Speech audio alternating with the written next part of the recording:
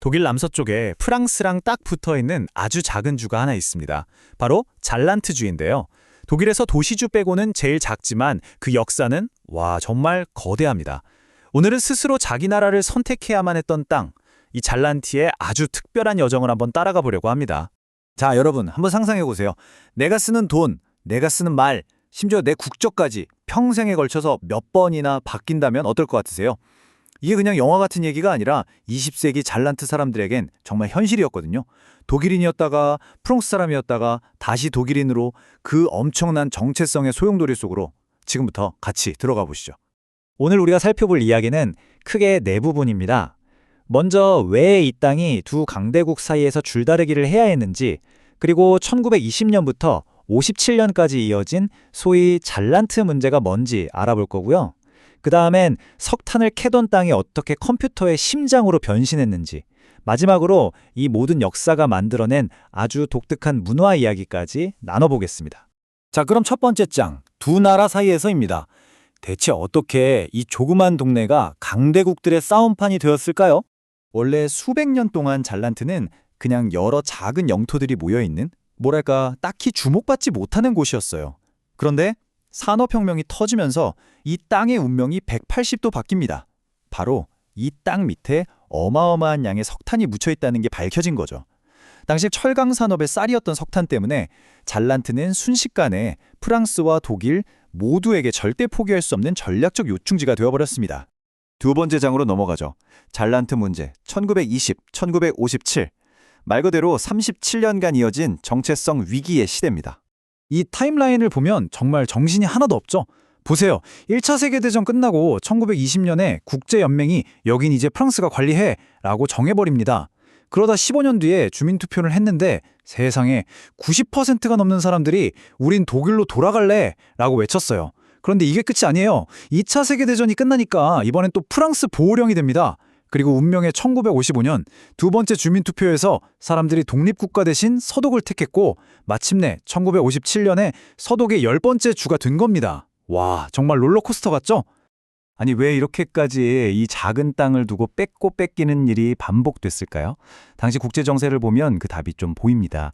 1940년 미국 국무장관의 발언인데 이게 핵심을 짚어주죠. 70년 동안 독일한테 3번이나 침략당한 프랑스의 요구를 우리가 어떻게 거절하겠냐는 거예요. 한마디로 독일의 전쟁 능력을 약화시키고 프랑스의 안보를 지키려면 잘란트의 산업 기반을 프랑스가 통제해야 한다는 공감대가 있었던 겁니다. 그래서 1957년에 잘란트가 서독으로 돌아온 이 사건을요, 독일 사람들은 종종 작은 통일이라고 불러요.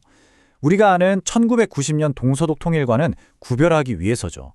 그만큼 잘란트의 귀환이 독일인들에게는 정말 큰 상징적인 의미가 있었던 겁니다.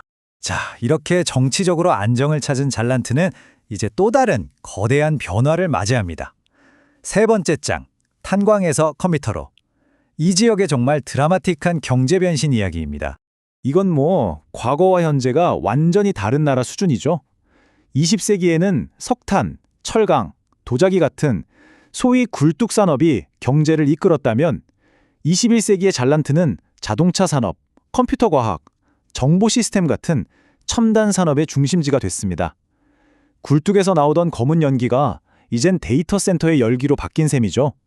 그리고 바로 이 숫자, 2012년. 이게 한 시대가 완전히 끝났다는 걸 상징하는 해입니다.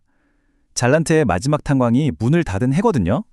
이걸로 무려 250년이나 이어져 온 이 지역의 석탄 역사가 공식적으로 막을 내리게 됩니다. 자, 드디어 마지막 장입니다. 독특한 유럽의 심장. 이렇게 파란만장한 역사를 겪었으니 문화도 정말 독특하지 않을까요? 먼저 종교부터가 좀 특이해요.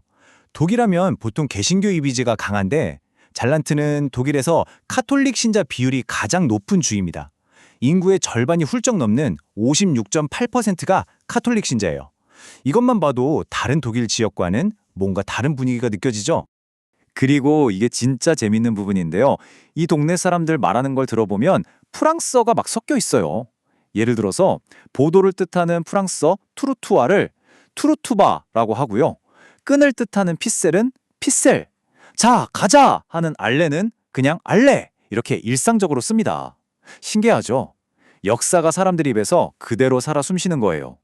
근데 여기서 멈추지 않아요.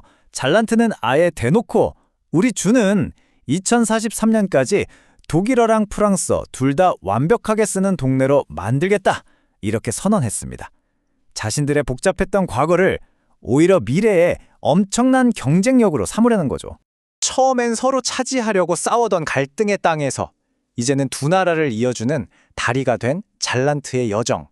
어쩌면 이 모습이야말로 수많은 전쟁과 분쟁을 겪고 결국 협력의 길을 찾은 가장 유럽다운 이야기가 아닐까요? 이 질문을 끝으로 오늘 이야기는 여기서 마무리하겠습니다.